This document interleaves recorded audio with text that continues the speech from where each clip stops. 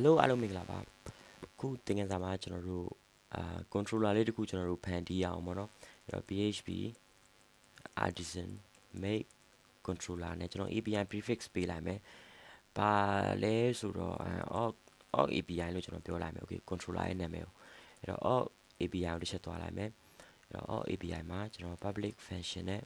ကိုယ်နည်းနည်းကြီးလိုက်မယ်နော် okay public function နဲ့ကျွန်တော်တို့ register နဲ့အရင်ဆုံးစပြီးတော့သွားရအောင်ပေါ့နော်အဲ့တော့ validation တွေပါတော့ကျွန်တော်တို့ဒီမှာမလုပ်ပြတော့ဘူးမိတ်ဆွေတို့ကိုယ်တိုင်လုပ်ကြည့်ပေါ့နော်အဲ့တော့ကျွန်တော်$sign credential တွေကျွန်တော်လမ်းပြီးယူလိုက်မယ် register လုပ်မယ်ဆို name ရယ်email ရယ် password ရယ်သုံးခုတောင်းပါပေါ့နော်အဲ့တော့ credential မှာကကျွန်တော်ဒီ request ကနေ only နဲ့ကျွန်တော် email နဲ့ password ကိုကျွန်တော်လမ်းပြီးတော့ယူလိုက်မယ်ပြီးသွားပြီဆိုရင်ကျွန်တော် user တွေကိုကျွန်တော်တို့လမ်းပြီးတော့create လမ်းပြီးတော့လုပ်လိုက်မယ်အဲ့တော့ဒီမှာကဒါ name က request ကလာမယ် name တကယ်တော့ကျွန်တော်ဒီဟာယူစရာမလိုဘူးเนาะ sorry request ကလာမယ် name နောက်တစ်ခုက email ကလည်း request ကလာမယ် email အဲ့တော့ password ကတော့ hash လုပ်ပြီးကျွန်တော်တို့သိမ်းဖို့လိုလိမ့်မယ်အဲ့တော့ hash make နဲ့ဒီ request ကလာမယ် password ပေါ့နော် okay ဒါဆိုကျွန်တော်ဒီမှာ user data ရပြီအဲ့တော့အဲ့ user data ရရင်ကျွန်တော်တို့အခုဒီ JWT org ကနေပြီးတော့ from user ဆိုတဲ့static method လေးရှိတယ်ပေါ့နော်ဒီမှာတစ်ချက်လာပြီးကြည့်လို့ရှင်ဒီမှာ from user ဆိုတဲ့ static method လေးရှိတယ်ဒီကောင်ကကျွန်တော်တို့ token generate လုပ်ပေးလိမ့်မယ်ပေါ့နော်အဲ့တော့ဒီမှာကျွန်တော် $sign user ကိုကျွန်တော်လမ်းပြီးတော့ဖြစ်လိုက်မယ်ဒါဆိုဒီမှာ $sign TOK ရ token ရလာပြီပေါ့နော်အဲ့တော့ token ရလာပြီဆိုရင်ကျွန်တော် return response JSON နဲ့ကျွန်တော် token တခုလမ်းအဲ့ဒီ token ကိုကျွန်တော် sorry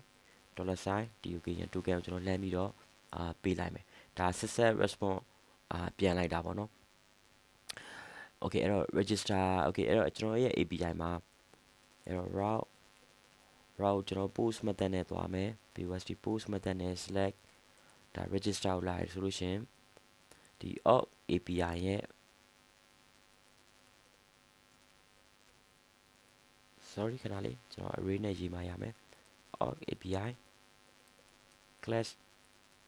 ဒါ register ဆိုတဲ့ method ကိုလမ်းပြီးတော့လုပ်မှာပေါ့နော် okay တစ်ချက်ကျွန်တော်တို့ကြည့်အောင်အဲ့တော့ဒီမှာလာပြီးတော့ request တခုကျွန်တော်တို့ခေါ်မယ် add request နဲ့ဒါ register request ပေါ့နော်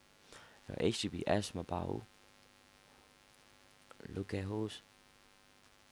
8000/API/ ဒါ register ကိုကျွန်တော်လမ်းပြီးခေါ်လိုက်မယ် post request နဲ့ပေါ့နော်အဲ့တော့ကျွန်တော်တို့မှာဒီမှာ found ရှိတယ်ပေါ့နော်အဲ့တော့ found ထဲမှာဒီ text နေရာမှာကျွန်တော် found ပြောင်းလိုက်မယ်ပြီးရင် add param မှာဒီမှာကျွန်တော် name ကိုကျွန်တော်မျိုးတန့်ကျော်လို့ကျွန်တော်ပြောလိုက်မယ် okay နောက်တစ်ခုကျွန်တော်ထပ်ထည့်မယ် email